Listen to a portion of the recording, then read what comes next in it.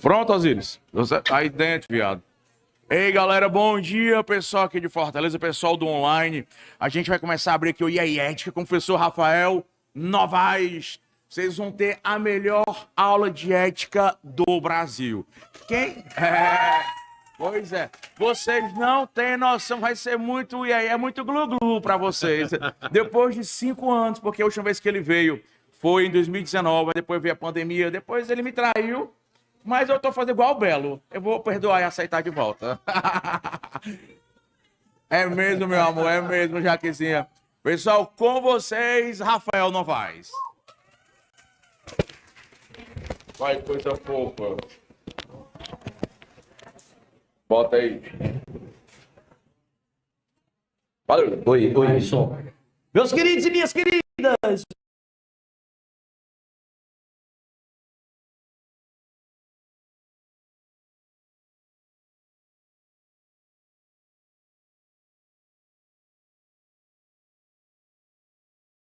Pelo site, porque depois desse período, né, nós tivemos em 2020 uma pandemia que acabou atrapalhando os planos de todo mundo, e depois eu acabei indo para outro curso preparatório, ainda estou lá também, e por questões contratuais eu não podia dar aulas e nem mesmo gravadas, que é exatamente lá no Complexo de Ensino Renato Saraiva, no SES. Mas consegui uma liberação do SES para poder estar com vocês nesse evento. Fiquei muito feliz, o professor Renato Saraiva liberou, e aí o Alexandre me convidou, então volto, o bom filho a casa torna, depois de 5 anos afastados. Mas estou muito feliz. E gostaria também de dividir com vocês nesse momento, de que até me emocionei ontem, porque o último evento que eu participei aqui foi exatamente nessa mesma sala. E estava assim como está agora, né? Com vários alunos. E eu lembro que naquele exame de ordem nós tivemos uma aprovação gigantesca na primeira fase da UAB. E eu espero que isso se repita com vocês. Eu acredito muito que essa próxima prova, esse 41º exame de ordem, vai ser o exame de muitas aprovações. Vocês acreditam? Sim! Tem que acreditar, não, gente? Também gostaria aqui nesse momento de dar meu bom dia aí para o pessoal do online que está acompanhando agora. Eu não sei se vai ficar depois gravado, então boa tarde, boa noite, boa madrugada para quem for assistir depois também. Bom, eu sou mestre em Direito pela Universidade Católica do meu estado, o estado de Pernambuco. Sou pós-graduado também em Direito Tributário, em Direito Público e em Justiça Constitucional, esta última pela Universidade de Pisa, na Itália. Sou autor de livros pelas principais editoras do país, Método, Saraiva, Juspólio. Eu até trouxe um manual meu para ser sorteado. Eu acho que depois o Alexandre vai sortear com vocês. Vai ter vários sorteios, inclusive, me parece, até de ingresso de show. Não sei o que lá, fantasy, vai ter. É um negócio diferenciado que vai ter por aqui, viu? Então depois o Alexandre vai explicar para vocês como é que funciona esse sorteio aí. E sou também, gente, analista e assessor de juiz lá no Tribunal de Justiça do meu estado, o estado de Pernambuco. E estou nessa pegada aí para exame de ordem, primeira e segundas fases, há mais ou menos 13 anos.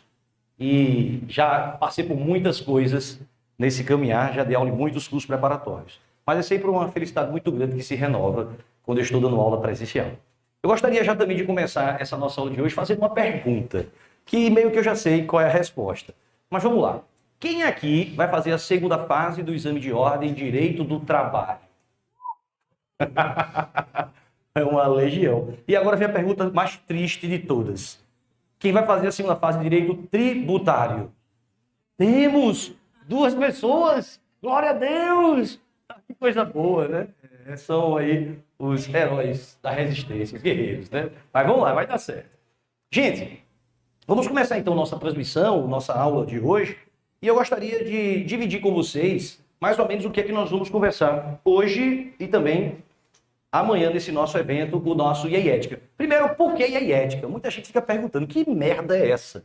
Foi uma brincadeira, gente, que há muitos anos, acho que quase 10 anos, eu comecei a estabelecer nas aulas de ética, de que a prova da UAB, cada vez mais, ela vem com um nível mais difícil. Sempre trazendo pegadinhas, sabe? Aqueles textos longos, aquelas coisas miúdas. E ali eu ficava brincando muito com os alunos.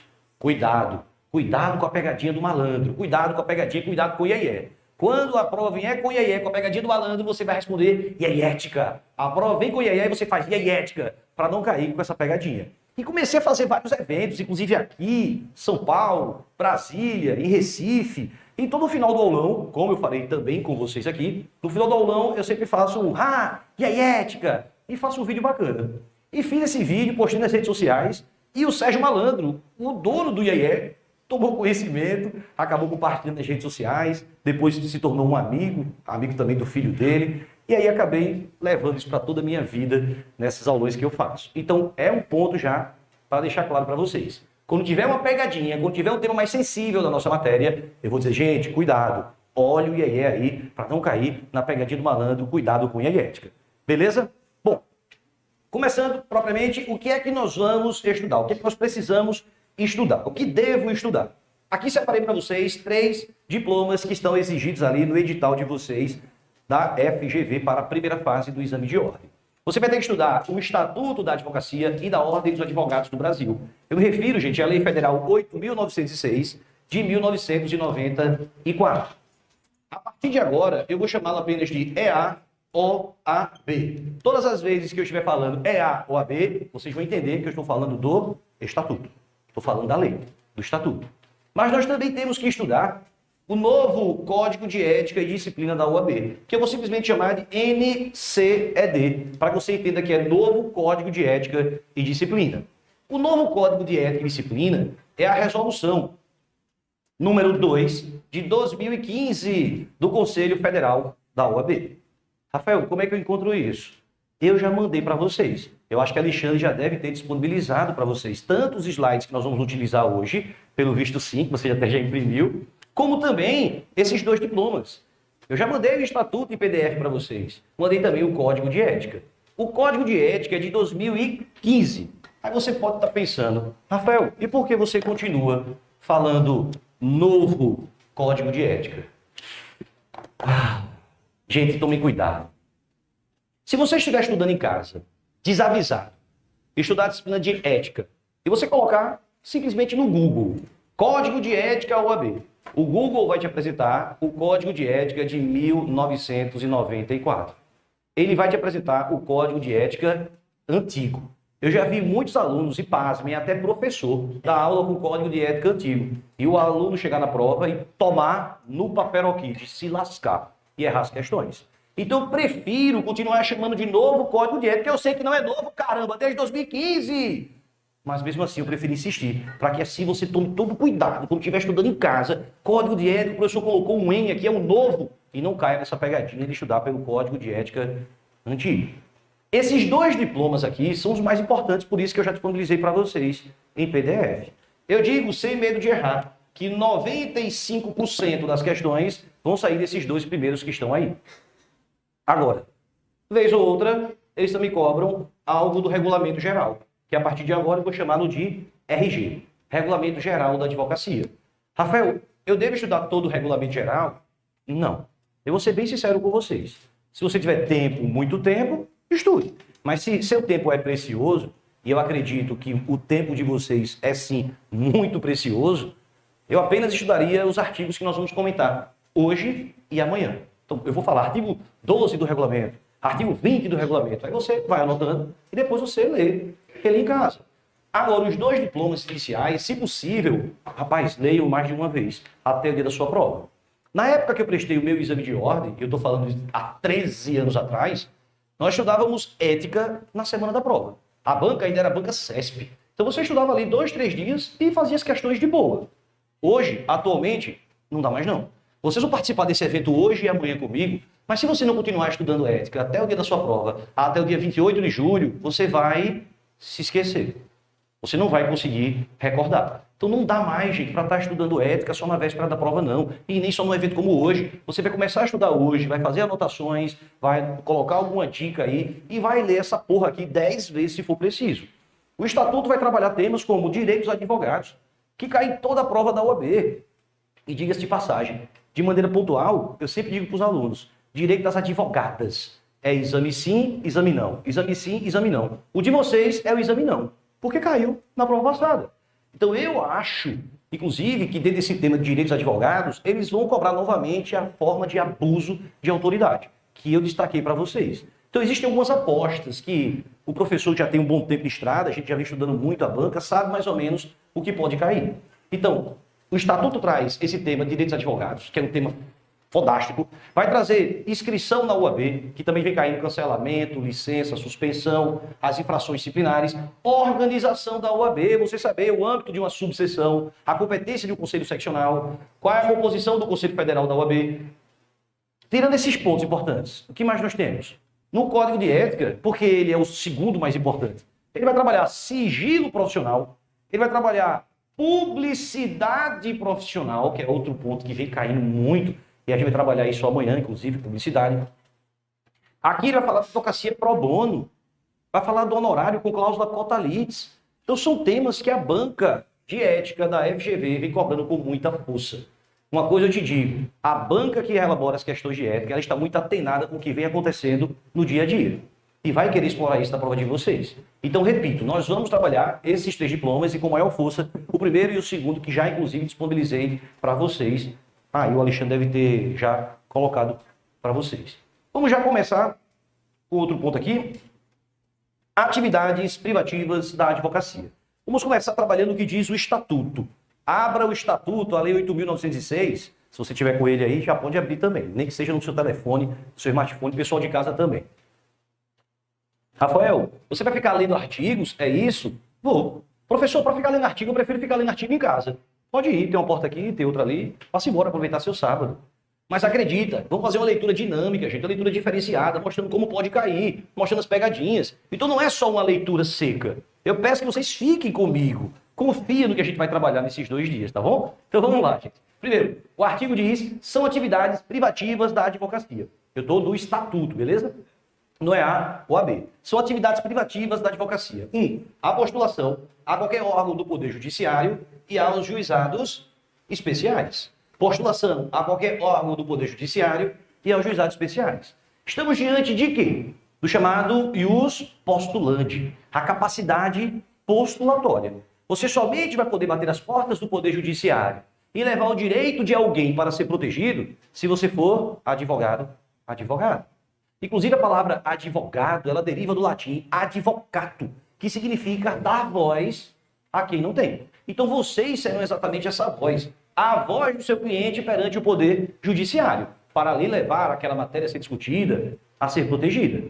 Eu te pergunto, se qualquer pessoa pudesse bater as portas do Judiciário e levar o direito de alguém para ser protegido, se qualquer pessoa pudesse fazer isso, vocês estariam aqui passando esse sabadão inteiro estudando para passar na UAB? Não, né, gente? Então, para que você possa compreender, gente, que é importante ter a inscrição exatamente para poder exercer a atividade. Então, o exercício qualquer, ele trouxe aí na cor vermelha. Por quê? Foi declarado inconstitucional.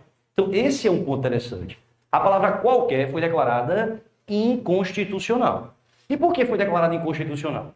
Porque nós temos como regra exatamente o ius postulandi, a capacidade postulatória.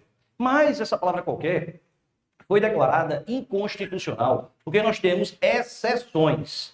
Temos exceções a ius postulandi. Entenda uma coisa que eu vou te dizer. Estamos nesse momento estudando para a prova da OAB. Estamos estudando para nos tornar advogados. Vocês vão fazer uma prova feita por advogados para futuros advogados. Vocês serão advogados. Vocês acham que a OAB gosta dessa história de colocar exceção? Você acha que ela gosta dessa história de pessoas poderem bater as portas do Poder Judiciário sem advogado? É claro que ela não gosta. Mas mesmo assim, isso pode cair na sua prova. Então por isso que eu separei para vocês. E toma cuidado com isso aí, tá bom, gente? Olha aí, atividades privativas, mas aqui nós temos as exceções ao ius postulandi. Ou seja, situações em que não precisam de advogado. Eu repito, gente. A possibilidade de cair a exceção aqui nesse ponto é mais difícil. Porque a OAB não gosta, repito, dessa história de advogado, de pessoas poderem bater as portas do judiciário sem advogado. Quais são essas exceções? Opa! Não, beleza, tranquilo. Quais são as exceções? Primeiro aí nós temos a impetração de habeas corpus em qualquer instância ou tribunal. O que seria o habeas corpus? O habeas corpus você aprende lá nas aulas de direito penal, direito criminal. Você aprende que o habeas corpus é um remédio constitucional que visa proteger o direito maior que nós temos, que é o direito à liberdade. O seu direito de ir, o seu direito de vir. Todas as vezes que uma pessoa estiver com esse direito sendo ameaçado, ou pior, já tiver sido tolhido, você pode, então, impetrar o habeas corpus, o HC. não é privativo da advocacia, porque qualquer pessoa pode utilizar ele. Peraí, Rafael, deixa eu ver se eu entendi. Quem é advogado ou quem não é advogado? Isso. O bacharel em direito, ele pode fazer isso? Pode. Quem não é formado em direito também pode? Pode. Geralmente nas aulas de penal ou processo penal, o professor costuma dar um exemplo de que o próprio preso, por meio de papel higiênico, não tem esse lance, ele mesmo foi lá e redigiu o HC dele. Se é verdade ou não, ele poderia sim, já que não é privativo da advocacia. Um detalhe importantíssimo, gente, cuidado, eu já vi aluno bom tomar no papel-kit aqui e errar a questão nesse sentido. É porque ele fala qualquer instância ou tribunal. Aí a prova vem no dia 28 de julho e coloca que a impetração do habeas corpus não é privativa do advogado na primeira instância. Mas se for na segunda instância, tem que ter advogado. Errou! Pode utilizar em qualquer instância ou tribunal. Qualquer pessoa. Eu estou dizendo que advogado não pode utilizar isso? Claro que não. Nós sabemos que a maioria dos HCs são propostos por advogados. O que eu estou dizendo é que não precisa, em qualquer instância ou tribunal. Beleza? Segunda exceção que nós temos, juizados especiais. O artigo 9º da Lei 9.099, ele vai estabelecer que até 20 salários mínimos não precisa contratar advogado. O que é o juizado especial? É o chamado juizado de pequenas causas, questões de menores complexidades, fazer com que a pessoa tenha que contratar um advogado para ter aquele direito protegido, talvez até afaste essa possibilidade. Então ele diz, olha, se for até 20 salários mínimos, questões de menores complexidades, pode sim, lá no juizado, sem precisar de advogado. Então a pessoa se dirige até o juizado, vai até o setor responsável, narra os acontecimentos e aquilo ali, o servidor público vai lavrar termo. E esse termo vai virar a petição inicial. A petição inicial está no juizado. Escuta o que eu vou te dizer. Se ultrapassar esse valor de 20 salários mínimos, tem que contratar advogado. Se apresentar recurso, houve uma sentença, vai apresentar recurso, tem que ter advogado também. E óbvio, preciso insistir nisso, eu estou dizendo que não precisa, mas o advogado pode atuar? Pode. Estou dizendo que não precisa, até 20 salários não precisa. Passou de 20 salários, precisa. Vai recorrer? Precisa. No âmbito da Justiça Federal, geralmente as causas têm um valor mais elevado. Foi exatamente pensando nisso que a Lei 10.259 estabeleceu que até 60 salários mínimos no âmbito da Justiça Federal é possível, sim, você apresentar sem advogado. Procurar a Justiça Federal, o juizado civil e criminal no âmbito da Justiça Federal, sem advogado. O que o Supremo Tribunal Federal entendeu, o STF, é de que, se estivermos diante do âmbito criminal, até 60 salários mínimos, e o próprio acusado, ao querer realizar sua defesa, ele não sendo advogado, se perceber que ele não tem condições de realizar sua defesa, deve-se determinar a suspensão do ato e a nomeação de um defensor público, um defensor dativo, para atuar em favor dele, para que ele mesmo não se prejudique. Mas até 60 salários mínimos no âmbito da justiça criminal, civil, na federal, não precisa de advogado. Justiça do trabalho. Essa daqui que vocês tanto gostam, né? A Justiça do Trabalho. Para você apresentar uma reclamação trabalhista, precisa contratar advogado? Não. Eu até, certa vez, comentei isso com o Alexandre, faz tempo, e até falando, Alexandre, é engraçado, né? Porque, se você for analisar friamente, existem advogados trabalhistas que mesmo ele, o advogado trabalhista, tendo toda aquela capacidade, ele às vezes esquece de fazer um pedido específico para o seu cliente. Agora imagina o próprio trabalhador, que muitas vezes não sabe o que é um banco de horas, não sabe o que é um adicional de insalubridade. Será que ele vai ter condições de realizar a sua plena reclamação trabalhista? Talvez não, né? E por que subsiste isso? A resposta de Alexandre para mim foi, Rafael, nós vivemos hoje em uma região metropolitana, em capitais, e você encontra uma grande quantidade de advogados disponíveis. Mas imagina você ir para o interiorzaço, que muitas vezes não tem advogado disponível. Como é que o trabalhador vai querer lutar pelos seus direitos se não tem advogado disponível? Esse raciocínio de Alexandre foi bem interessante. Então, para realizar sua reclamação trabalhista, não precisa contratar advogado. Não precisa contratar advogado, não precisa contratar advogado. O advogado, a advogada volta a ser essencial. Volta a ser essencial em quais pontos? Justiça do trabalho. O advogado volta a ser protagonista. Em quais casos? Vem comigo. Ação cautelar. ação rescisória, mandado de segurança e recursos. Recursos ao TST. Recursos ao TST. Então entendo o que eu estou falando. Em regra, não precisa de advogado na Justiça do Trabalho. Agora, se for necessário uma ação cautelar, tem que ter advogado. Se for necessário uma ação rescisória, tem que ter advogado. Se for necessário impetrar um mandato de segurança, trabalhista, claro, tem que ter advogado. E se for necessário recorrer ao TST, tem que ter advogado. Quais são as pegadinhas que a prova costuma fazer, os iaiéticas aqui? Primeiro, ele coloca que o trabalhador realizou sua reclamação trabalhista, tentou, de certo modo, fazer provas, mas no final perdeu.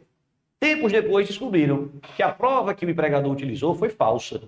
Então, o empregado quer usar uma ação rescisória. Ele vai poder fazer isso sozinho? Não, vai precisar de advogado. Ou vai colocar que ele foi recorrendo ao TRT, chegou o momento de recorrer ao TST. Tem que ter advogado. Então, cuidado com esses pontos, tá, gente? Porque isso aqui bota o advogado, a advogada de novo, como protagonista da história.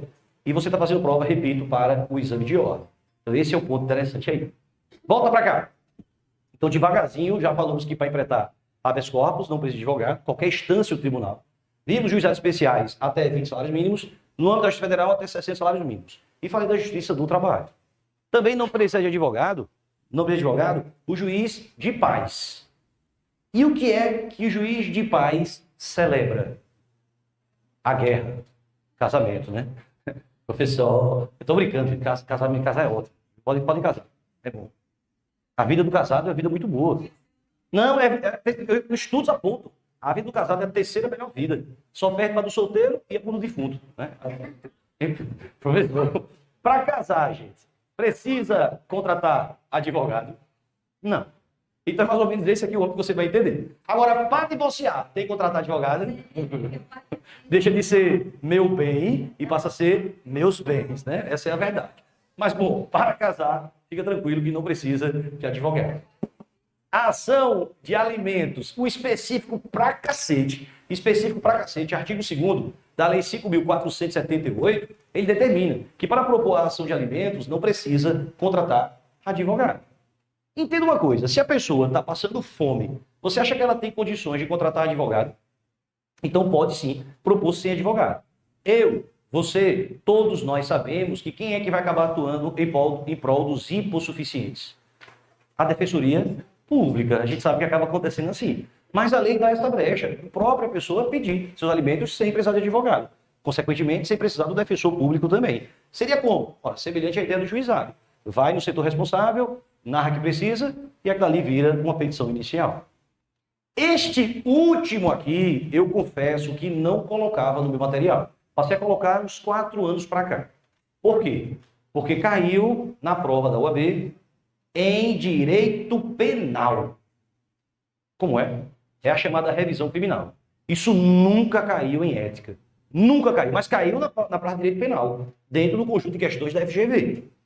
O artigo 623 do Código de Processo Penal, ele vai estabelecer que o próprio condenado, ele pode pedir essa revisão de sua pena. E ele pode pedir a revisão de sua pena sem precisar de advogado.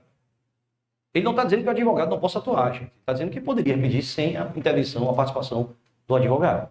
Então, cuidado. Eu repito o que disse. A regra é clara. É preciso ter advogado. A banca tem exceções, a possibilidade de cobrar exceções tem. Mas a possibilidade é menor, porque ela vai estar colocando na prova da UAB, que está querendo habilitar novos advogados, vai colocar uma matéria que não precisa de advogado, seria no mínimo estranho. Visto esse primeiro ponto, ainda no Estatuto, agora vamos para o inciso 2º. Também são atividades privativas da advocacia. Quais são as atividades privativas agora? Atividades de consultoria, assessoria, direção jurídicas. É o que diz lá no inciso 2º. Eu estou falando de atividades extrajudiciais. Isso aqui, gente, também é privativo de advogado. Atividades extrajudiciais. Consultoria, assessoria e direção jurídica. Tem que ser advogado? Tem. Mas deixa eu fazer uma perguntinha para vocês. Alguém aqui já prestou alguma atividade dessa? Falem a verdade. Prestou para quem? Pra família, né? Pros parentes. Ganhou quanto? Nada. Na verdade, às vezes o parente fica até puto com você. Toda vez que eu chego nesse ponto da aula, eu me lembro de minha tia. Eu tenho uma tia que ela, vez ou outra, me liga para tirar dúvida jurídica. Gente, toda a minha formação é em direito tributário e ética. São as matérias que eu dou aula. Aí, certa vez, liga minha tia. Meu filho, oi tia. Olha, meu filho, a minha trabalha aqui em casa. Já tá comigo há 10 anos já. Eu pago o FGTS dela, pago as férias dela. Eu quero demitir ela. Eu tenho que pagar o quê para ela? Aí eu digo, tia, não sei não. Aí, meu filho, veja, ela tem carteira assinada e tal. Eu digo, tia, eu não sei, tia. Aí ela fala, tá bom, meu filho. Tá certo. Deus te abençoe. E desliga o telefone. Eu tenho certeza que nessa hora, ela vira pro meu primo e diz, Rafael, advogado, e não sabe de nada. Porque a família da gente pensa que a gente tem que saber de bosta, foguete, dentro do direito. Né? Tem que saber de tudo. Essa é a verdade. Inclusive no exame de ordem. Você vai explicar para a sua família que tirar 40 pontos na primeira fase é difícil, eles não entendem isso. Dá vontade de dizer, vai tu, filha da puta, fazer a prova. Não dá vontade. Porque ele logo pode ter que acertar metade, 40, tu não acerta. Quando é isso, é comparando. Juninho, filho da minha vizinha, passava o dia todinho fumando maconha e passou. E tudo passou. Aí você começa a questionar, será que eu tenho que fumar uma... É foda, né? Mas não entende. De todo modo. Isso aqui, gente, a atividade extrajudicial também é privativo que advogado. Então você não pode prestar isso. Interessante que eu vou utilizar daqui a pouco esses conceitos novamente para uma novidade. E a banca da FGV adora novidades de ética, viu? Tem novidade que já caiu uma vez e pode cair de novo. Mas antes, vem cá. Qual é a diferença entre consultoria e assessoria? A diferença entre essas duas ela é bem peculiar. Eles não costumam cobrar essa diferença na prova, não, mas eu vou comentar com vocês. A diferença, gente, de uma consultoria para uma assessoria está na ostentação do profissional. Como assim ostentação do profissional? Veja, se você está diante de uma consultoria, você vai estar ostentando sua condição de advogado. Você vai estar ostentando sua condição. Vamos lá, me diz teu nome. Laísa. Pronto. Laísa tornou-se advogada. De repente, apareceu um caso de grande repercussão, para ver se uma fase em quê? Trabalho. Pronto. Um trabalhador foi demitido de uma grande empresa, repercussão gigantesca. Resolveram contratar Laísa para dar um parecer. Ela não vai ser advogada dele, não. Ela só vai dar um parecer jurídico. Ela foi lá e deu parecer, determinando quais foram as situações na legislação que foram infringidas, na consolidação das leis trabalhistas, e no final assina, Laísa, OAB, Ceará, número tal. Todo mundo sabe que quem fez aquele material foi ela. Ela ostentou a condição de advogado. Poderia ser também um vídeo seu, explicando algum caso. Você na condição de advogado. Olha, nesse caso deveria ser aplicada a súmula tal do TSE, do TST, nesse caso por condições análogas à escravidão. Todo mundo sabe que foi você que fez aquele vídeo. Pode ser até o áudio, a voz dela, todo mundo sabe que foi ela. Então pode ser escrito o áudio ou o vídeo, mas todo mundo sabe que foi ela ostentou. Agora, quando eu falo da assessoria, também é privativo de advogado? Sim. Só que ele não vai estar ostentando diretamente essa condição. Bem, para você poder entender o que eu estou falando, eu vou primeiro utilizar um exemplo que não tem a ver com a advocacia, tem a ver comigo. E depois eu vou dar um exemplo que tem a ver com a advocacia. Eu comentei aqui, no começo da aula, que eu sou concursado lá no estado de Pernambuco. Eu sou analista e assessor de juiz do Tribunal de Justiça. Eu sou assessor de magistrado. De segunda a sexta-feira, eu preparo minutas de despachos, sentenças, decisões e submeto no PJE, para que ele, então, assine. Se ele concorda, ele assina e dá vazão. Se ele não concorda, ou ele modifica, assina e dá seguimento, ou ele devolve para que eu modifique, depois ele assina e dá seguimento. A pergunta é, meu nome saiu aonde? Em canto nenhum. Mas eu preparei a minuta para ele. Então eu prestei uma assessoria, por isso que eu sou assessor de juiz. Trazendo para a advocacia. Você passou na primeira fase da UAB, viva. Passou na segunda fase, oh meu Deus. Fez a inscrição como advogado, beleza. Alexandre Teixeira te liga. Ele diz, ó, tudo bom? Ei, macho. Ei, macho. Assim ele fala, né? Às vezes Alexandre Teixeira fala comigo por telefone, gente, que eu não entendo o que ele diz. Ou manda o áudio. Baitola. Eu só entendi o baitola no final, né? No começo eu não entendi nada. Aí eu tive que Alexandre, repete aí devagarzinho para eu entender. Enfim. Mas vê, Alexandre liga para você. Aí quer lhe chamar para que você redija o Estatuto do Funcionário SAT. Aí você vai redigir. Vai redigir os artigos, parágrafos, incisos, mostrar quais são os valores da empresa, vai mostrar quais são os horários de funcionamento, horário de almoço, como é que funciona o fardamento. Você fez tudo com brilhantismo. E no final, quem é que vai assinar? Alexandre. Mas quem fez? Você, advogado, advogada. Então essa é a diferença entre uma consultoria ostenta a condição e uma assessoria não ostenta, mas ambos foram feitos por advogados. E quando eu me refiro a direção jurídica, cargo de direção jurídica, e aí? Deixa eu fazer uma pergunta para vocês que eu de fato estou esquecido, viu? Aqui no Ceará, eu acho que são... Tem Shopping Rio Mar, são 2, né, aqui? Pronto, ótimo. Vocês sabem quem é o dono do Shopping Rio Mar? Ah, é o sergipano. João Carlos Paes Mendonça. Ele é dono de metade de Pernambuco, só isso. É rico pra caramba. Hashtag JCP. Ele também é dono do Shopping Rio Mar lá em Pernambuco. Também é dono do Shopping Rio Mar lá em Sergipe. E se eu não estiver enganado, ele é dono também do Salvador Shopping na Bahia. Mas eu não tenho certeza disso, né? E é meu pai. Sou filho dele. Ele só não sabe ainda, tá? Eu dei aula para uma moça lá em Pernambuco. O nome dela é Amanda. E a Amanda namorou com um dos netos dele. E eu brincando, dizendo, ele vai me adotar um dia. Aí ele ligou para ela para desejar uma boa prova para a menina. Ela disse, olha, tem um professor meu, que ele fica dizendo que você vai adotar ele, que você vai ser pai dele. Aí ele perguntou como é o nome dele. Aí falou, Rafael Novaes. Ou seja, o cara já sabe que eu existo, já é meio caminho.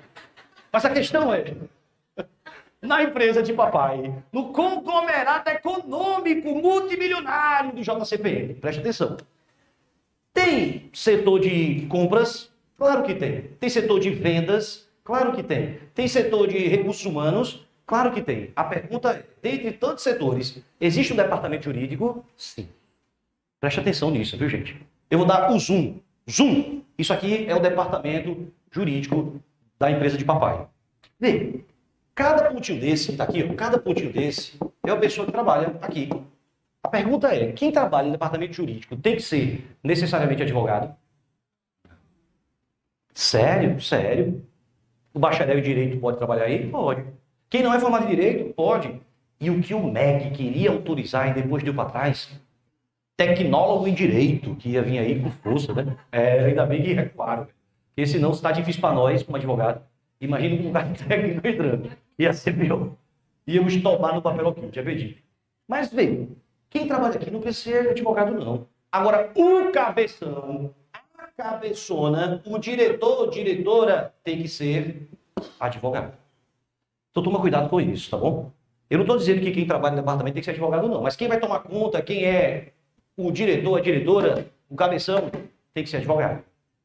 O regulamento, lembra que eu disse que alguns artigos do regulamento são importantes? O regulamento vem no artigo 7º, estabelece a figura do gerente jurídico. Artigo 7º do regulamento. O que é o gerente jurídico? A mesma merda do diretor. Só muda o nome, beleza? Ou seja, o cabeção, cabeçona. Então pode chamar diretor, diretora, gerente, não tem problema. Quem for diretor, diretora, quem for gerente, tem que ser advogado. Esse tema é interessante porque às vezes cai na prova do OAB e o aluno acaba se lascando. Vem cá. Certa vez caiu uma questão que dizia que em uma empresa, vagou um cargo de direção jurídica. 3 candidatas, eu não vou lembrar o nome delas, 3 candidatas, vou colocar assim, candidata A, B, C, A, B e C, se candidataram para esse cargo. A questão dizia isso. 3 candidatas queriam participar. Cargo de direção jurídica, 3 candidatas. A candidata A, advogada criminalista com mais de 10 anos de experiência. A advogada B, aliás, a candidata B não era advogada. Ela era formada em economia, mas tinha mestrado e doutorado em direito societário. A terceira, bacharel em direito, aprovada no exame de ordem e tinha também mestrado, se eu não me engano, na questão. Dizia isso. Aí perguntava qual ou quais poderiam ser candidatas ao cargo de direção jurídica. Devagarzinho, vem comigo. A primeira, que era advogada criminalista há mais de 10 anos. Pode ou não pode ser candidata? Pode.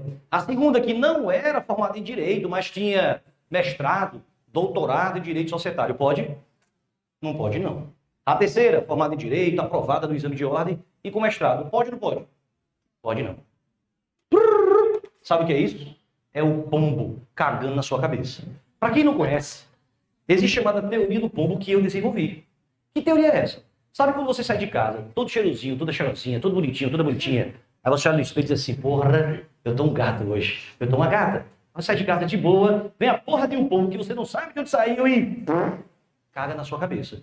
É isso que acontece com a prova da UAB, aquele momento que você não está prestando atenção, está desligado das ideias, é esse tema que cai, caramba. Observe o que eu disse que ela era advogada criminalista, que não era formada em direito, que era formada em direito, passou na UAB, mas não foi dito se ela era advogada. Puta que pariu, desculpa lá, perdão. É sério isso, sério. Gente, nossa mente está condicionada a, foi aprovado na UAB, é advogado. Não. Você foi aprovado na UAB? Parabéns, viu? Você é aprovado na OAB. Você só se torna advogado quando você faz a inscrição nos quadros da ordem, gente. Isso pegou muito aluno bom, que deu dó, porque a prova é feita para você errar. Quando a pessoa termina de fazer uma questão dessa, ele dá aquela risada maléfica dos filmes, sabe? Ele faz a questão de dizer assim, porque ele sabe que muita gente vai errar, bicho. É foda. A questão disse que era bacharel em direito e ia ser aprovado no exame de ordem, mas não disse que já era advogado. Muitos de vocês já são formados em direito, só falta exatamente a aprovação para poder fazer a inscrição. Mas nem todo mundo que passou na OAB é advogado. Eu, por exemplo, não sou mais advogado. Minha OAB foi cancelada. Vai falar sobre isso, eu sou canceladinho. Não falar sobre isso daqui a pouco. Sou canceladinho. Então cuidado, viu, gente, com esse ponto, porque é uma questão legal que envolve atividade extrajudicial. Só para esclarecer, eu nunca mais vou precisar fazer exame de ordem, não. Já passei, viu? Então, quando eu sair do Tribunal de Justiça, eu faço uma nova inscrição. A gente fala sobre isso ainda. Até aqui, alguma dúvida, algum desabafo? Olha, para quem chegou depois, inclusive o pessoal do online aí, para quem chegou depois, gente, estamos falando sobre as atividades privativas da advocacia. Já vimos os atos judiciais, em que pese tenham exceções, e falamos também dos atos extrajudiciais. Mas eu ainda não terminei. No mesmo artigo 1º, você ainda vai encontrar esses 2 parágrafos aí, que diz, primeiro, os atos e contratos constitutivos de pessoas jurídicas, sob pena de nulidade, só podem ser admitidos a registro nos órgãos competentes quando visados por advogados. Eu vou começar por ele, tá? Depois eu falo do próximo.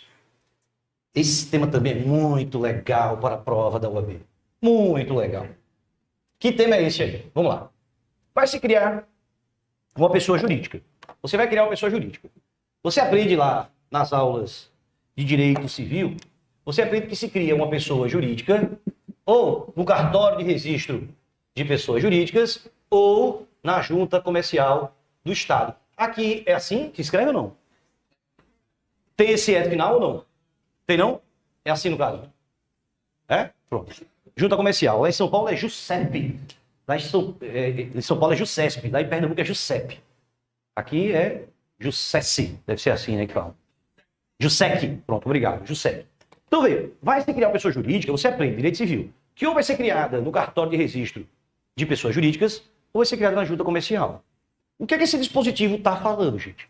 Ele está dizendo que o ato constitutivo, para ser levado a registro, tem que conter o visto do advogado. Mas por quê? Tem que ter o visto do advogado. Para que o advogado faça o controle prévio da legalidade. Para que o advogado verifique se aquela empresa está cumprindo as normas do direito civil, do direito comercial, do direito empresarial, do direito societário. Então tem que ter sim o visto do advogado. Sob pena de nulidade. Agora imagina o cenário comigo. Presta atenção no cenário. Como costuma acontecer com prova da UAB, eles trazem aquelas historinhas, às vezes meia página, só para deixar você cansada. Imagina a historinha. Dona Maria, uma grande cozinheira de mão cheia, sabe? Dona Maria trabalhava na cozinha de um restaurante. Veio a pandemia e Dona Maria, foi demitida. Pobre de Dona Maria. Dona Maria demitida, está usando o seguro-desemprego. Mas está acabando o seguro-desemprego. E ela não está conseguindo arrumar um novo emprego. Desesperada. Dona Maria pensa, o que é que eu vou fazer da minha vida agora, nesse momento? Aí ela lembra, todo mundo elogia o cachorro-quente de Dona Maria. Sabe aquele cachorro-quente gostoso, sabe? Eu não sei como é que é a tradição aqui, mas cachorro-quente, gente, não é de carne moída só não, viu? Tem gente que quer fazer cachorro-quente só carne moída. Tem que ter salsicha também, né? salsicha e carne moída. Que cachorro-quente bem gostoso que ela faz, que bota milho, bota ervilha. Aí ela pensa, rapaz, eu vou pra frente de um curso desse e vou vender cachorro-quente pra conseguir um dinheirinho. E lá vem ela com o cachorro-quente. O cachorro-quente dela é um sucesso. Todo mundo gosta do cachorro-quente dela. Cachorro-quente com batata palha, ervilha, maionese, ketchup e a maionese temperada. Já viu aquele maionese temperada? Maionese que... Onde é que tá o segredo final da maionese? Quando ela termina, que ela tá no saquinho, ela faz assim, ó. Aí bota no saquinho, né? Aquele, dá aquele azedinho. É o gostoso. Vejam. Tá lá ela. Cheio de bactéria. É bom que cria anticorpos. Então tá lá, né? Ela vendendo o cachorro-quente dela. Todo mundo gostando do cachorro-quente dela. Aí ela para e pensa, caramba, eu tô sozinha trazendo a carrocinha aqui. Tá difícil demais pra mim. Já sei. Vou chamar Juninho, lá da minha comunidade, pra Juninho me ajudar. Que aí sou eu colocando cachorro-quente e ele vai vendendo refrigerante, pegando dinheiro. Vai ficar naquele processo, né? A pessoa paga a Dona Maria dá o dinheiro pra Juninho, o Juninho já passa o troco, Dona Maria tira o som aqui, abre o cachorro-quente, coça o furico, bota a salsicha. Aquele processo. Daqui a pouco, Dona Maria diz, eu vou chamar Zefinha para me ajudar, minha vizinha. Zefinha, vem comigo. Aí naquela agonia todinha, tô atuando. Daqui a pouco, Dona Maria vira para Zefinha e diz, amiga, Juninho tá me ameaçando. Ameaçando? Ele tá ameaçando me deixar. Ele quer trabalhar de carteira assinada. Dona Maria sentiu pela primeira vez a necessidade de ter uma pessoa jurídica. Amiga, o que foi? Tá vendo essa lojinha da frente aí? Olha, ela tá vazia com a placa de aluga-se. Eu liguei pro proprietário, mas o proprietário só aluga se tiver uma pessoa jurídica. Ela sentiu a segunda necessidade. Amiga, a gente tá comprando a salsicha no supermercado, mais caro. Conseguiu contato direto do representante comercial da empresa. Só que só vende se tiver uma pessoa jurídica. Brincadeiras à parte, gente. O que eu quero que vocês compreendam é, a maioria esmagadora das empresas do nosso país começam por baixo. Não começam por cima, não. Começam como microempresas ou empresas de pequeno porte. E aí eu te pergunto, você acha de verdade que uma microempresa ou uma empresa de pequeno porte vai ter condições de contratar advogado para estar visando o ato constitutivo? Não vai. Então, cuidado com esse IA e ética, viu? O artigo 9º, parágrafo 2º da Lei Complementar 123 de 2006, diz que não precisa contratar advogado se for para avisar ato constitutivo de microempresas ou empresas de pequeno porte. Então, apesar do dispositivo no Estatuto trazer essa obrigatoriedade, repito, se for microempresa, se for empresa de pequeno porte, não precisa. Então a prova vai ter que deixar isso claro para vocês também. Porque se for microempresa, empresa de pequeno porte, não precisa não. Beleza, professor. Entendi, professor. Vamos embora. Eita, pô, fiz merda aqui. Vou ter conta pra cá. Parágrafo 3º, pra gente fechar. É vedado, ou seja, proibida, a divulgação de advocacia em conjunto com outra atividade. Nós vamos ver isso amanhã, inclusive, no tocante à publicidade profissional. Você pode ser, gente, advogado e corretor de imóveis? Poder pode. Mas não pode fazer publicidade conjunta. Você pode ser contador e advogado? Pode, não tem problema. Gente, eu já conheci até médico que se tornou também advogado. Então isso é interessante. Ele vai atuar provavelmente com direito médico, que é uma coisa que está muito em alta hoje, direito médico. Então, enfim, poder pode. O que não pode é fazer publicidade conjunta. Mas esse ponto eu peço a vocês paciência, que a gente vai ver na aula de amanhã, bem legalzinho aí sobre publicidade profissional. Mas vamos avançando. Novidade. Se é novidade, pode estar no Estatuto, gente. Artigo 2º do Estatuto. Ele diz o seguinte: o advogado é indispensável à administração da justiça. Bom, mas isso aí é fato, isso não é nenhuma novidade. Só existe justiça no nosso país, só existirá justiça no nosso país com a participação dos advogados. A novidade, gente, está no parágrafo 2º-A, que foi acrescentado no Estatuto, que diz, no processo administrativo, o advogado contribui com a postulação de decisão favorável ao seu constituinte e seus atos constituem munus público. Antes, dizia que o advogado somente seria considerado essencial no processo judicial. Hoje não. O Estatuto passou a determinar que também a participação no processo administrativo constitui atividade pública. Então, se você foi chamado para atuar no processo administrativo tributário, no processo administrativo contra servidor público, ou mesmo no processo administrativo de infrações de trânsito junto ao Detran do Ceará, então você tem direito dessa participação, sim, assegurado hoje no Estatuto. Outra novidade, artigo 2º-A. Essa aqui, inclusive, já caiu na prova da UAB. que diz: o advogado pode contribuir com o processo legislativo e com a elaboração de normas jurídicas no âmbito dos poderes da República. Traduzindo, criar leis no nosso país, criar normas. O advogado pode participar? Pode. Ele pode dar suas opiniões? Pode. Para quem não sabe, o Código de Processo Civil de 2015, o CPC atual que nós estamos utilizando, ele sofreu uma forte influência da advocacia. Por exemplo, padronização dos prazos em 15 dias. Você acha que isso aí não foi o pleito da OAB, não? Claro que foi. O advogado se lascando todo dia, era um prazo para agravo do instrumento, um prazo para apelação, um prazo para embargo. É uma loucura. Então isso teve influência da advocacia. Grandes nomes, como Fred Didier Júnior, Leonardo Carneiro Cunha, dentre outros, influenciaram diretamente. Então os advogados podem sim participar. Não precisa ser deputado, senador, para ter esse direito, não. Ele tem sim essa possibilidade de ser chamado a participar do processo de criação de normas. O artigo 3º do Estatuto agora, ele vai trazer o terceiro do Estatuto, acho que é o terceiro A, né? Deixa eu ver se é o terceiro A agora. O terceiro primeiro. Ele vai trazer quem é que exerce a advocacia. Quem é que vai estar exercendo a atividade da advocacia. Eu vou ler aqui para vocês.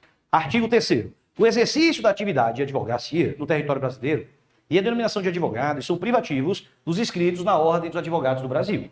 Olha aqui, gente. É considerada advogada? Não, porque não fez a inscrição na OAB, por mais que tenha sido aprovada no exame de ordem, como a gente falou aqui. Então, atenção a isso. Parágrafo 1º. Exercem atividade de advocacia, sujeitando-se ao regime desta lei, além do regime próprio a que subordinem, os integrantes da Advocacia Geral da União, da Procuradoria da Fazenda Nacional, da Defensoria Pública e das Procuradorias e Consultorias Jurídicas dos Estados, do Distrito Federal, dos municípios e das respectivas entidades de administração indireta e fundacional. Então entendam, aqui eu estou diante do advogado privado, mas esses todos aqui são considerados advogados públicos. Então eles também são advogados. Tem uma questão bobinha até que falava que Patrícia, lembro até o nome da questão, Patrícia tornou-se procuradora de um município. Aí ela, como não queria mais exercer a advocacia privada, foi cancelar a inscrição da UAB dela. Estava certo isso? Não, porque ela continua sendo advogada. Ela é procuradora. Então, gente, advogados públicos também são advogados. Tem que ter a inscrição na UAB. O detalhe ficou por conta da Defensoria Pública. Por quê? A Defensoria Pública, ela acaba atuando em regime de exclusividade. Ela só vai atuar em prol dos hipossuficientes. Portanto, a Defensoria Pública do meu estado, o estado de Pernambuco, a DPE-PE, Defensoria Pública do Estado de Pernambuco, ajuizou uma ação para que os defensores públicos fossem dispensados da inscrição na UAB. Não precisasse ter inscrição como advogado. A matéria chegou até o STJ e o STJ disse, verdade, defensor público não precisa ter inscrição na UAB. Continua sendo advogado? Sim. Continua tendo as prerrogativas da advocacia? Isso. Mas não precisa ter inscrição na UAB. Traduzindo, não precisa pagar anuidade. Essa foi a intenção da DPE-PE. Lá em Pernambuco acabaram dando isenções para que defensores públicos não pagassem, mas continuassem inscritos. Para ter o exame de ordem, você acha que a UAB gosta dessa história de defensor público não ter inscrição na UAB? Claro que não. Então, se eles cobrarem de acordo com o estatuto, meu irmão, um abraço. Eles têm que ter inscrição na UAB? Sim, meu irmão. Porque o estatuto acabou de dizer isso, artigo 3º, parágrafo 1º. Beleza? Então, esses aí são defensores públicos, são advogados públicos, sujeitam-se ao estatuto, sim, além de seus regimes próprios. Parágrafo 2º. Oi. Sim, ele tem que ser advogado. O procurador do Estado, procurador nacional, advogado da União, são advogados. Que é diferente de promotor, que é Ministério Público. Aí não pode advogar, não. Viu? Boa pergunta. Vamos lá. Vou voltar aqui para o Estatuto, tá? Artigo 3º do Estatuto. Quem está com o Estatuto aí nas mãos? Artigo 3º, parágrafo 2º. Artigo 3º do Estatuto. Isso aí não está no... Aí, muito bem, jovem. Ela imprimiu tudo. Gostei de ver. Foi um apostilão aí. No Estatuto, o artigo 3º, parágrafo 2º, ele vai dizer o seguinte. O protozoário de advocacia, regularmente inscrito, pode praticar os atos previstos no artigo 1º, na forma do regimento geral, em conjunto com o advogado e sob responsabilidade deste. Gente, quem é o protozoário da advocacia? Coitado do estagiário. Ei, Carolzinha, direito estagiário não tem direito, Carolzinha, é lasca, né? Eu já fui estagiário, gente, já fui protozoário também. Para quem não sabe, existem os homens e as mulheres, os seres vivos. Abaixo nós temos quem? Os animaizinhos, o cachorrinho, o gatinho. Depois temos os insetos, a baratinha, o escorpião, né? As plantinhas, os fungos, bactérias. Por aqui você acha quem? O estagiário, né? Professor, você está meio humilhado, professor. Eu tô brincando, gente, pelo amor de Deus, eu tô brincando. Estudem, para deixar de ser protocolário e passar na vida.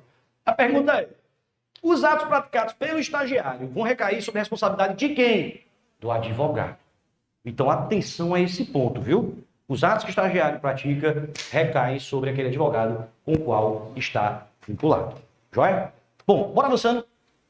Avançando, gente, tem mais novidade, que também já caiu na prova da UAB. Artigo 3º-A do Estatuto. Artigo 3º-A do Estatuto traz a seguinte redação.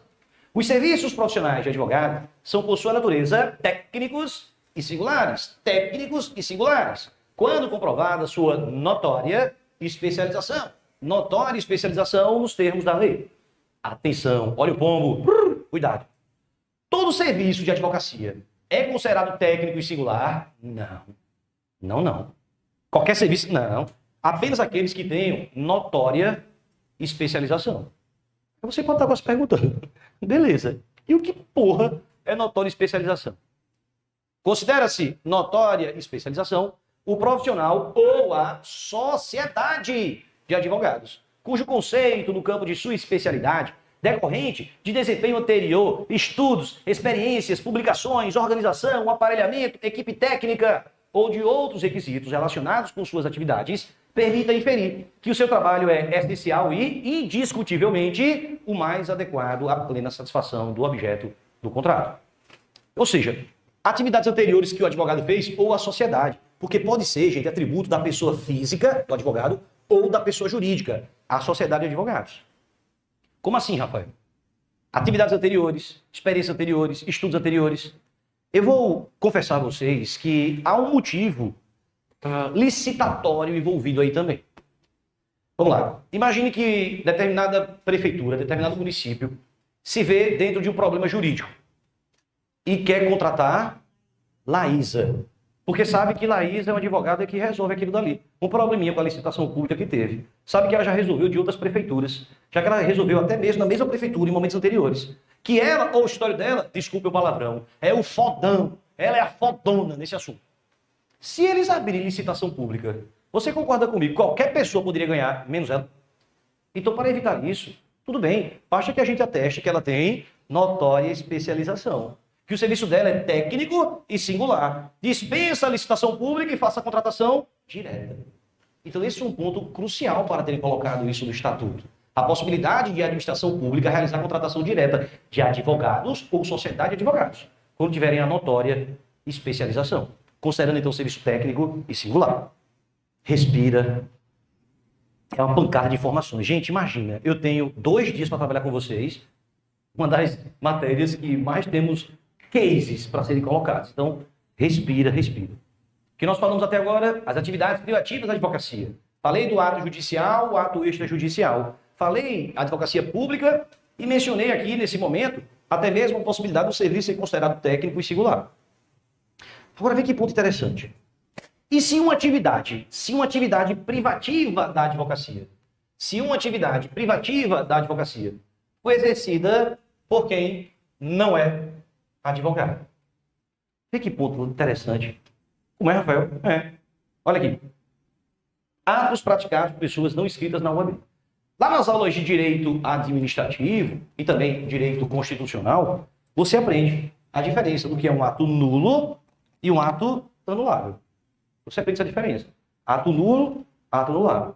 O ato ele é considerado nulo quando sua nulidade ela é absoluta. O ato é considerado nulo quando sua nulidade ela é absoluta. Deixa eu subir um pouquinho mais aqui, pronto. O ato é considerado nulo quando sua nulidade ela é absoluta. Ou seja, não dá para salvar o ato. Mudeu. É nulo. Nulo, lascou, não dá para aproveitar nada. O ato é considerado nulo. O ato vai ser considerado anulável quando sua nulidade for relativa. Ou seja, dá para ajeitar o ato. Dá para consertar ele e aproveitar ele. É assim que você aprende em direito administrativo. Nulo, deu ruim. Anulável, dá para consertar. Pegando esses 2 conceitos do direito administrativo e trazendo para cá. Interessante. Como eu disse a vocês, lá eu trabalho no Tribunal de Justiça. E antes eu trabalhava numa comarca que não era do Recife. Eu trabalhava numa comarca vizinha do Recife. E apareceu um caso bem curioso lá. Bem curioso. Nessa comarca vizinha. Na época ainda era processo de papel que a gente utilizava lá. E nos grupos de assessores, uma assessora relatou um fato bem interessante. Vê, o autor apresentou sua petição inicial.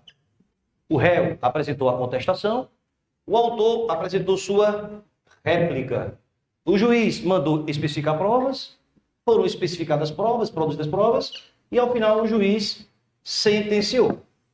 Julgou improcedente a ação. O autor perdeu. De sentença cabe apelação. O autor não teve dúvidas, apresentou recurso de apelação.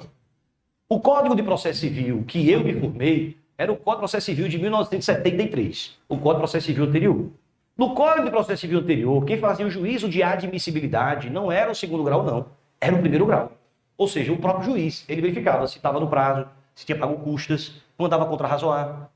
Quando estava tudo alinhado, é que mandava para o segundo grau. O CPC atual, que vocês formaram, o CPC 2015 é diferente. Ele determina que quem faz o juízo de admissibilidade já é o desembargador. Então chegou, meu irmão, foda-se que estava no prazo ou não estava no prazo. Aí manda para o segundo grau. E o desembargador lá que verifica se estava certo ou não. Mas na época, ainda fazia juízo de admissibilidade. A assessora, analisando a apelação, verificou, sabe o quê? Verificou que a apelação foi assinada somente pelo protozoário, o estagiário. Mas achou curioso isso. Deixa eu dar uma olhadinha nas páginas anteriores. Verificou que a etapa de provas, somente o protozoário, o estagiário. Verificou que a réplica, somente ele, a inicial também. O estagiário fez o processo todinho, sozinho. Só ele assinando. Aí ela relatou para o juiz. Excelência, vê que bronca. A juiz fez o quê? Chamo feito a ordem. Intime-se o escritório de advocacia fulano de tal para chancelar os atos praticados pelo estagiário em respeito ao princípio da economia e celeridade processuais. Em seguida, remetam-se os autos ao Tribunal de Justiça para análise da apelação. A pergunta é, o juiz acertou ou errou? Errou! Por quê? Artigo 4º são nulos. Nulos, nulos. Deu ruim? São nulos os atos privativos de advogado praticados por pessoa não inscrita na UAB, sem prejuízo de sanções civis, ou seja, vai responder também sanções civis, penais e administrativas. Gente, teoricamente, o que é que o juiz ter feito? Adivinha? Vrau! Ter anulado todo o processo e começado de novo do zero. Sacaram isso? Mas o que é que vai cair na sua prova da UAB? O que é que vai cair na primeira fase do exame de ordem? O que vai cair na primeira fase do exame de ordem é o que está dentro da sala de aula, o que eu estou explicando. Ou o que vai cair na primeira fase da UAB é o que está aqui fora. O que acontece no dia a dia. O que o juiz fez. É isso que vai cair na prova? Óbvio que não. O que vai cair na sua prova da UAB, gente, é o que está na teoria dentro da sala de aula. Só que o avaliador é tão escroto que ele vai pegar um caso que acontece no dia a dia, aqui do lado de fora, que está errado, e que você viu que estava errado, mas na sua mente você passou a achar que está certo. Porque foi feito no dia a dia. O que vai cair é o que está dentro da sala de aula. Então, cuidado, gente, quando eles pegam casos concretos.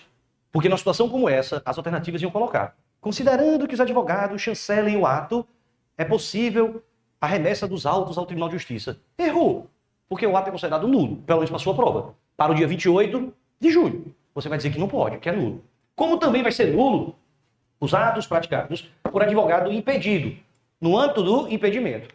Falei que procurador pode advogado, pode, mas não pode advogar contra a fazenda pública que ele remunera. Então, a pessoa é procuradora do Estado de Ceará. Vai advogar contra o Estado de Ceará? Não pode. Pode advogar contra o município de Fortaleza? Pode. Não pode? É procurador do Estado. Então pode. Só não pode contra a fazenda que remunera, o Estado. Sacaram o que eu falei ou não? Não, vou repetir. Me ajudem primeiro. Aquiraz é Fortaleza ou já é outro município? Pronto. Eu sou procurador do município de Aquiraz. Eu posso advogar contra a Fortaleza? Contra o Estado de Ceará? Estado de Pernambuco? São Paulo? Contra causas particulares? Contra Aquiraz? Eu sou procurador do Estado do Ceará. Eu posso advogar contra Aquiraz? É Aquiraz que paga meu salário. Posso advogar contra a Fortaleza? Só não posso advogar contra Aquiraz. Então veja, imagina que ele é procurador de Aquiraz. e advogou contra Quirais. O ato é considerado o quê? Nulo. Não pode, porra. Continua. Advogado suspenso. Meu irmão, o advogado que foi suspenso, ele levou uma punição. Se durante a suspensão ele advogar, nulo. Licenciado. O advogado licenciado, ele não paga anuidade não, viu? Já sei, vou pegar uma licença para não pagar anuidade, mas vou continuar advogando. É nulo, não pode. Ou passar a exercer atividade incompatível com a advocacia. Eu vou explicar esse ponto ainda para vocês, mas quem está perto do sol queima. E a gente vai ver que são as pessoas que são incompatíveis. Eu, por exemplo, eu sou incompatível ao exercício da advocacia. Eu não posso advogar, nem mesmo em causa própria. Estou perto do sol. Vocês vão entender isso na hora, a gente vai falar sobre esse assunto. Eu não posso advogar. Como eu disse, minha ordem foi cancelada. Eu advogo, o ato é considerado o quê? Nulo. Beleza? Então cuidado com esses pontos para a sua prova. Rafael, beleza. Falamos do ato privativo, tudo bonitinho. Falei do ato judicial, ato extrajudicial. Falei sobre ato nulo. Oi. Claro. Estagiário também não posso. No Rio, como é? Estagiário tem inscrito. Não, porque é privativo do advogado. Sacou? Só se fosse questões de menores complexidades, como anexar o simples RG no processo. Aí ele pode. Mas petição inicial, aí não dá. Senão, ó, imagina a quantidade de estagiário que estariam advogando hoje, né? Você porra de OAB, eu posso meter minha OAB de estagiário. Veja, ponto interessante. Falando desses atos todos aqui, eu quero que você entenda comigo. Se você vê o direito, se você enxerga, se você vê o direito de alguém sendo desrespeitado na rua, no meio da rua, você pode chegar lá e intervir perante aquela pessoa e advogar para ela se ela não te autorizar? Claro que não. Eu disse que o advogado, do latim advocado, da voz aqui não tem, mas essa pessoa tem que querer que você fale em nome dela e autorizar. Faz sentido ou não, gente? Então, por mais que você venha ser advogado e advogada, para que você possa atuar em nome daquela pessoa, você vai ter que ter uma procuração. Você vai ter que ter um mandato. Esse tema é muito legal. Em regra, você vai postular em juízo ou fora dele, fazendo prova do mandato para todos os atos, salvo poderes especiais. Isso aqui você aprende nas aulas de processo civil. Então você pode ter a procuração com a cláusula geral. Mas em algumas situações, você tem que ter a cláusula extra, os poderes específicos. Você vai ter que ter esses poderes especiais. Rafael, me dê exemplos. Reconhecer procedência, transigir, levantar dinheiro da parte. Tem muito advogado que pensa que ele pode levantar o alvará do cliente. Pode não. Pela regra, não pode não. Você pode levantar o seu alvará. O alvará do cliente que levanta é o cliente. A não ser que sua procuração tenha. Receber, transigir, dar quitação, levantar o alvará, aí é poder especial. Entenda o cenário. Imagina que um pai está no aeroporto com seu filho menor de idade e vai fugir para outro país. A mãe está desesperada para querer alguma medida judicial para impedir aquele ponto, aquele cara fazer isso. Você acha que você vai poder atuar sem procuração em um caso como esse? Afirmando urgência. Imagina que o sujeito está na fila do hospital para fazer cirurgia. O plano de saúde, ó, negou. O cara está moribundo, morre ou não morre? Não, ele passa a procuração. Não tem como. Então, nesse caso, afirmando urgência, pode atuar sem procuração. Obrigando-se a apresentá-la no prazo de 15 dias, prorrogado por igual período. Então, você pode, se tiver caso de urgência, sim, você pode atuar sem procuração. Certa vez, a FGV cobrou um caso como esse, dizendo, sabe o quê? Que o advogado estava em Miami, sei lá, de férias, e teve um caso de urgência. Aí pergunta se o senhor advogado podia atuar. Sim, gente, afirmando essa urgência, pode, lógico. Rafael, passaram-se 15 dias. Não apresentou procuração.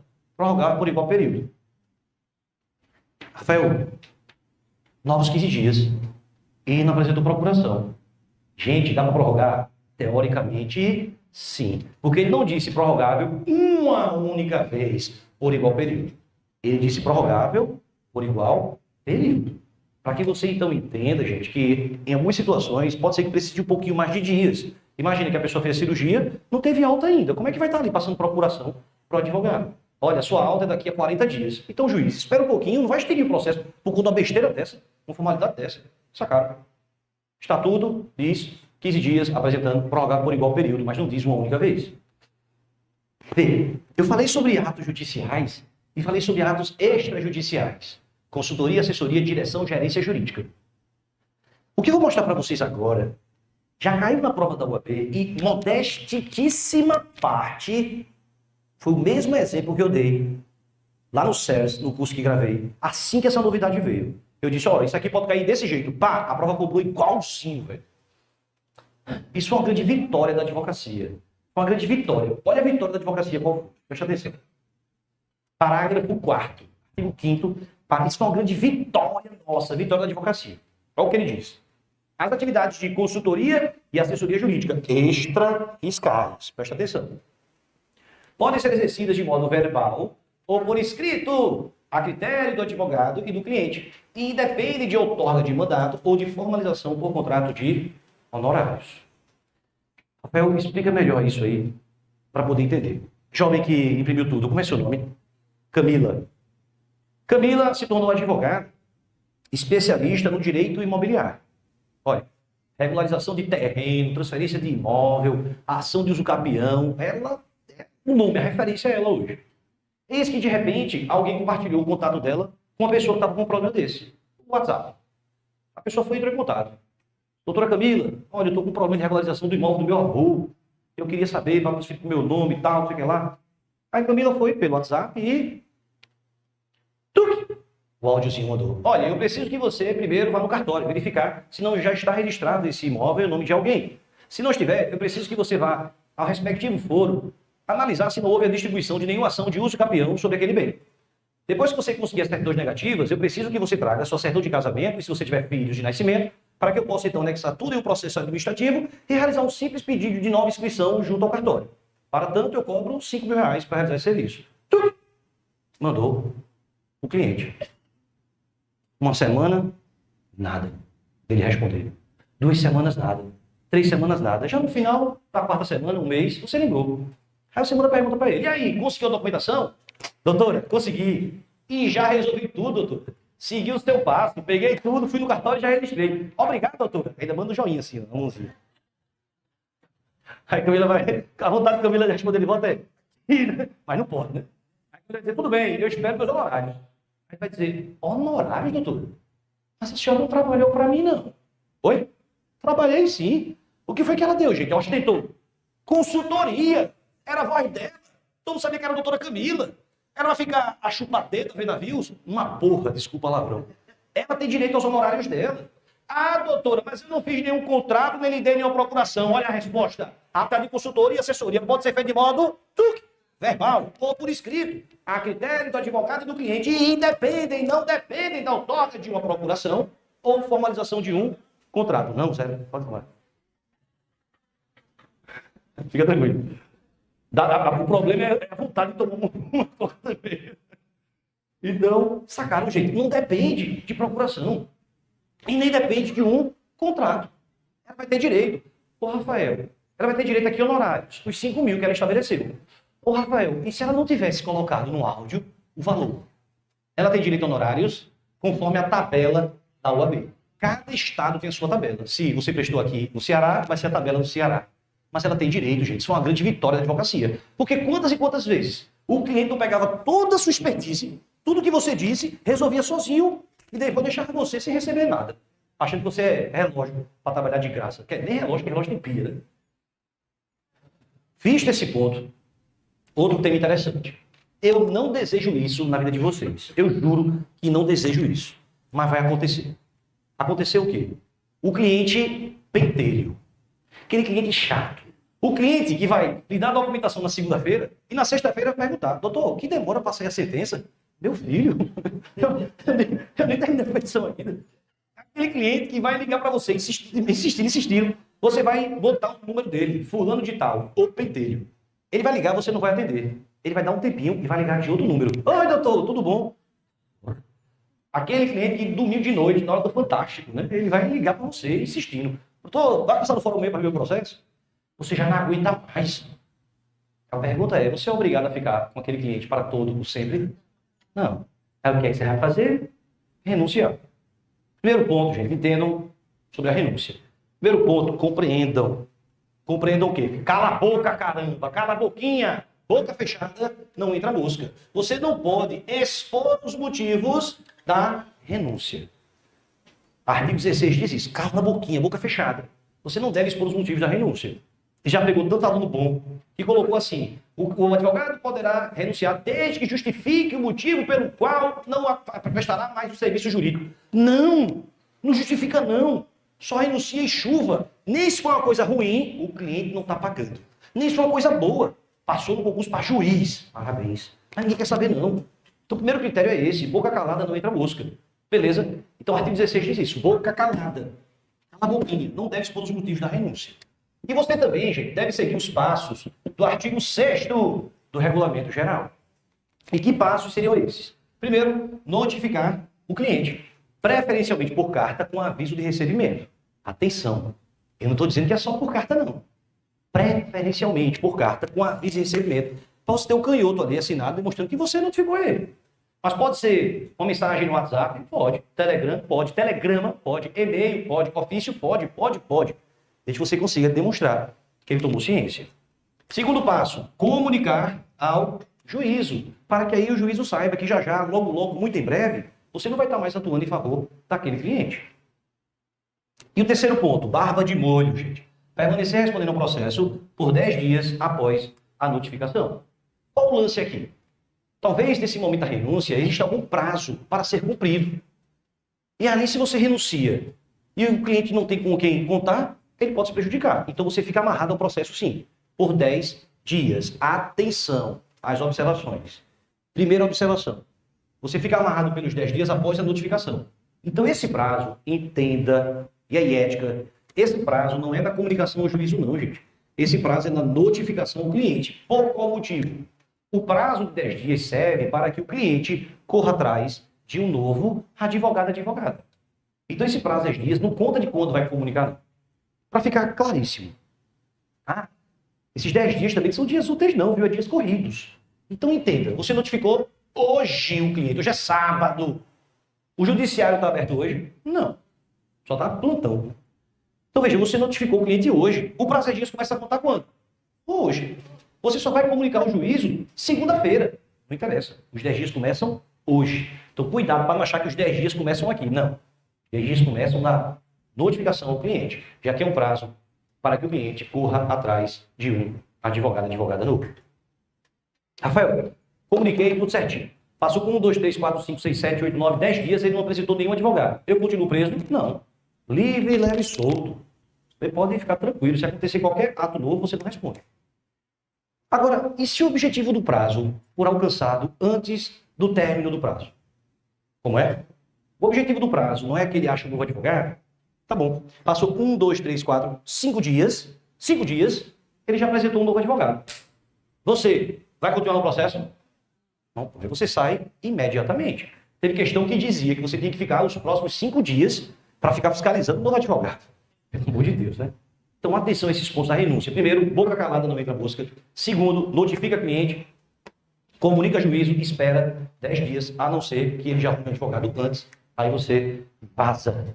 Vimos, então, nesse primeiro momento, artigos 1º ao 5º e a renúncia. Olha o que eu quero mostrar para vocês. Questões. Vamos responder algumas questões que já caíram na primeira fase da UAB. Todas essas são questões da FGV, todas questões de exame de ordem. Questões mais antigas ou questões mais recentes. Bora responder algumas questõezinhas aí. Vamos lá. Oi?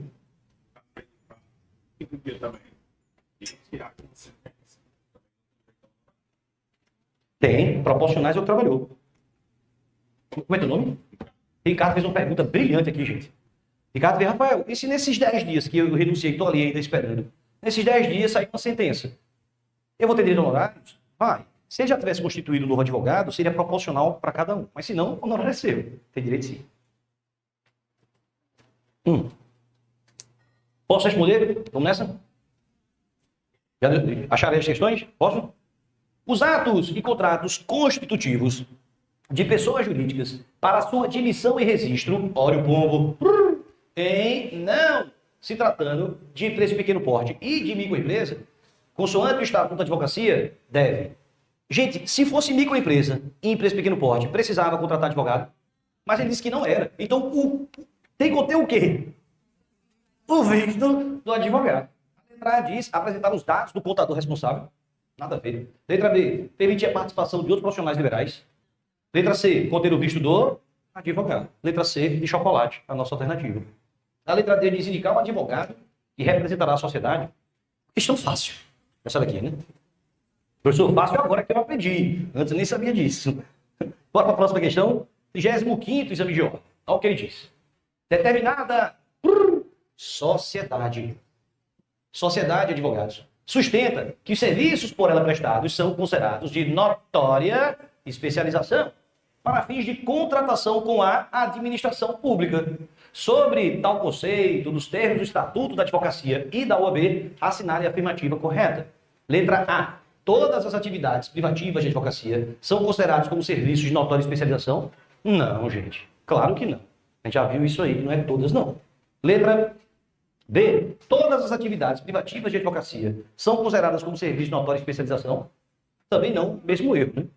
Letra C. Apenas exercem serviços de notória especialização o advogado ou a sociedade de advogados cujo trabalho seja possível inferir ser essencial e indiscutivelmente o mais adequado à plena satisfação do objeto do contrato. Gabarito letra C de chocolate.